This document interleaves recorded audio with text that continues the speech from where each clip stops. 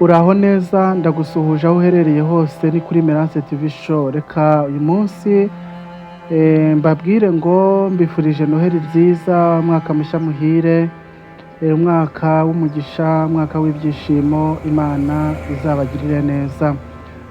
Ibyishimo rero muri iyi minsi dufite ni iby'uko tugiye gusoza umwaka neza, tukaba tugihumeka tumeze neza. Ibyo dukwiriye kubishimira Imana kuko hari benshi bitakunze.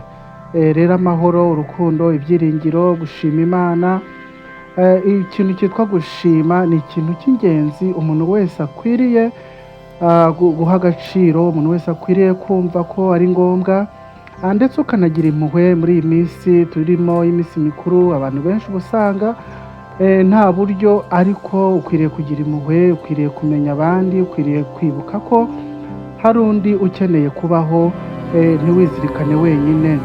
Kandi mpumuriza na ba bandi babona ntako bimeze, babona umwaka urangiye nta kintu bagezeho, nta buryo, nta epfo, nta ruguru, bagifite ibintu byinshi byo gukora, babona ko bigoranye.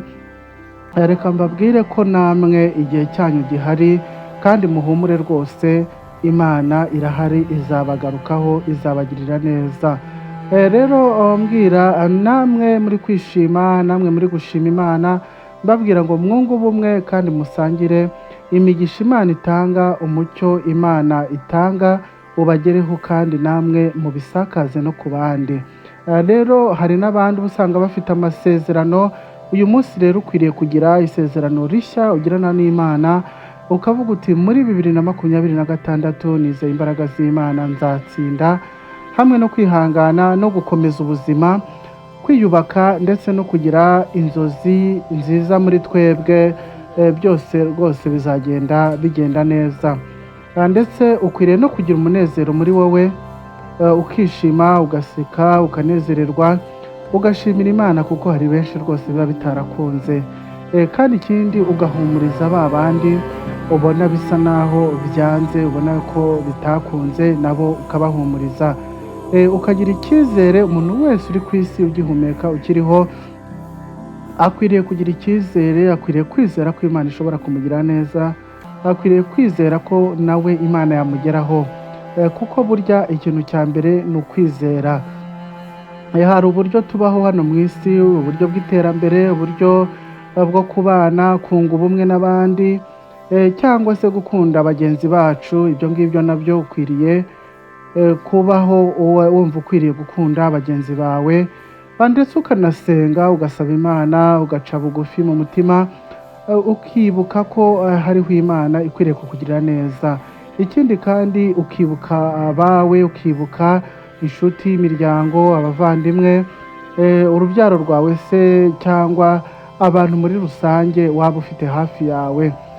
Icyo gihe rero ukwiriye kubibuka, ugatanga, ukabakira abo wakira bari mu rugo iwawe, ugashima Imana mu buryo bwose, kugira ngo dutangire umwaka wa 2026 tunezerewe, tumeze neza.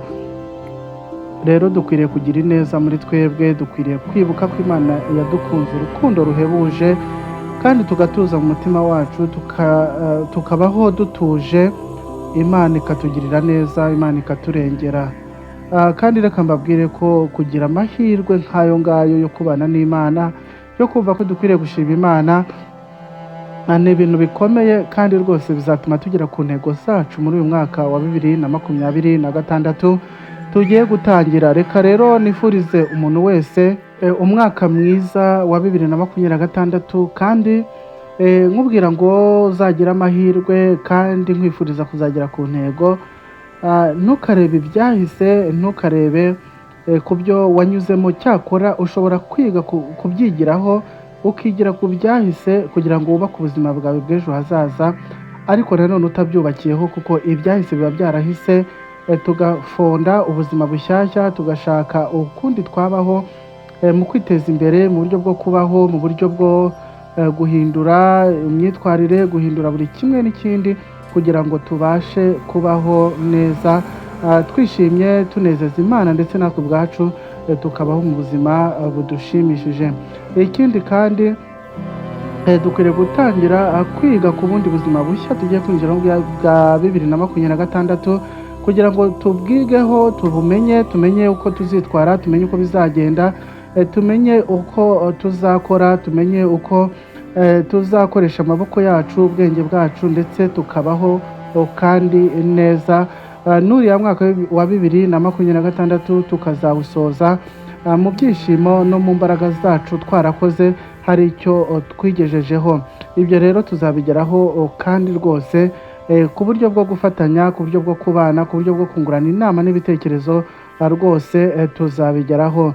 Rero ikindi nakubwira, ukwiriye kwakira ejo hawe hazaza, ukahibazaho, ukahatekerezaho, ukahumva neza mu mutwe wawe kugira ngo ubashe kuhashyikira neza, kandi ukizera ko ejo hazaza bizagenda neza, uzabona ibyiza, uzabona ibyo utigeze ubona, kandi ugakomera ku ndangagaciro zawe, ukirinda mu buryo bwose, ukagerageza kwibungabunga ubwawe, kugira ngo ubashe no kuzabungabunga abawe, inshuti zawe, urubyaro se, cyangwa n'abandi bari hafi yawe. Rero ukwiriye kubanza kwibungabunga, ukwiriye kubanza kwitekerezaho kugira ngo 2026 izagusige umeze neza, uzaba umeze neza rwose, kandi byose bizagende neza. Rero wowe unkurikiye, wowe turi kumwe tubana, reka nkushyigikire, nkubwire ngo ndagushyigikiye rwose muri uyu mwaka. Uzaze tubane, uzaze twungurana inama, haba mu buryo bwo kubaho, haba mu buryo bwo gutera imbere, haba mu buryo bw'umwuka, mu buryo bwo kwegerana n'Imana, ndetse n'ibindi byose umuntu asabwa akiri ku isi. Ibyo byose rwose 2026 tuzabibanemo neza kandi tuzashyigikirane, byose bizagenda neza. Ikindi, hakwiriye kubaho gutabarana mu buryo bwose busanzwe, kuko twese ntabwo twagira ku ntego icyarimwe. Ukwiriye kubaho ufite umuntu nibura ukavuga uti uyu nguyu namutabara mu makuba, mu byago arimo, mu kuba hari icyo namukorera nawe akabasha kuva mu makuba arimo cyangwa mu byago arimo, ukagira icyo wamufasha, nubwo utamufasha mu buryo bufatika, ariko wanamugira n'inama n'ibitekerezo, burya nabyo biba ari ingenzi, hari igihe nabyo bitugora.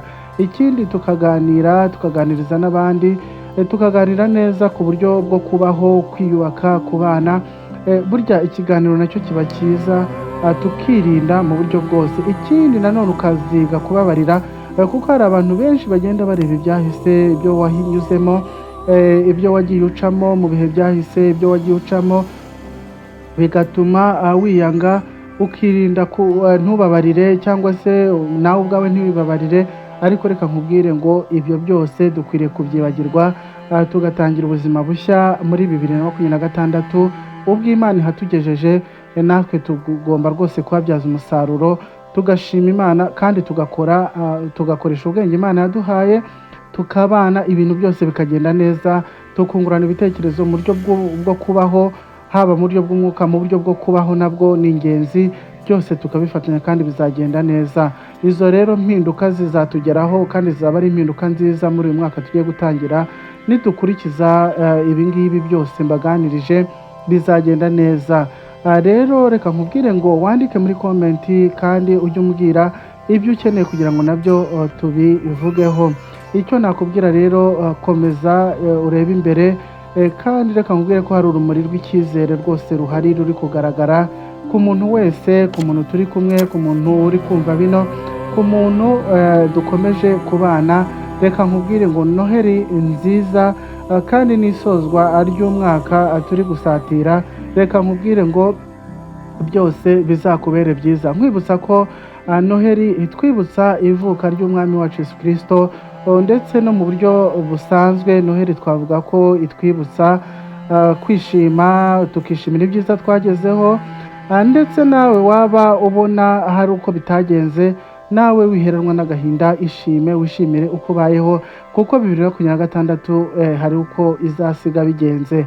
Kandi nkubwira ngo dukwiriye nanone kwibuka ko Noheri itwibutsa gukomeza kwizera ko ejo hacu bizagenda neza, ndetse tugahumurizanya, tukagira urukundo n'amahoro. Hejuru yo kuba Noheri twibutsa ivuka ry'umwami wacu Yesu Kristo, dukwiriye kumenya ko no mu buzima busanzwe Noheri twibutsa guhumurizanya n'urukundo ndetse n'amahoro. Dusatira ku musozo, reka dusome ijambo ry'Imana dusanga mu rwandiko Pawulo yandikiye Abaroma, igice ni 15 umurongo wa 13. Imana nyir'ibyiringiro ibuzuza umunezero wose n'amahoro biheshwa no kwizera, kugira ngo murusheho kwiringira mubiheshejwe n'imbaraga z'umwuka wera. Rero muvandimwe, mwene data, wowe mukunzi wanjye turi kumwe ukunda kunkurikira kuri uyu murongo, reka nkubwire ngo nawe wishime, nawe ushime Imana. Imana yaguhaye ibyiringiro, yaguhaye kubaho muri uyu mwaka dushoje. Reka nkubwire ngo nawe wishime rwose, kandi nkwifuriza gutangira umwaka mwiza wa 2026 nk'uko n'ubundi nakomeje kubikubwira. Tuzakomeze tubane kandi twungurane ibitekerezo mu buryo bwose. Reka nkubwire ngo rero turangije tubifuriza Noheli nziza n'umwaka mushya muhire wuzuye amahoro, ibyiringiro, urukundo n'imigisha ku bantu bose. Hano ni kuri Mirance TV Show, mukomeze mwishime, dukomeze tubane, nkubwira ngo n'ubundi turacyari kumwe mu bindi biganiro. Amahoro niyo mbifurije.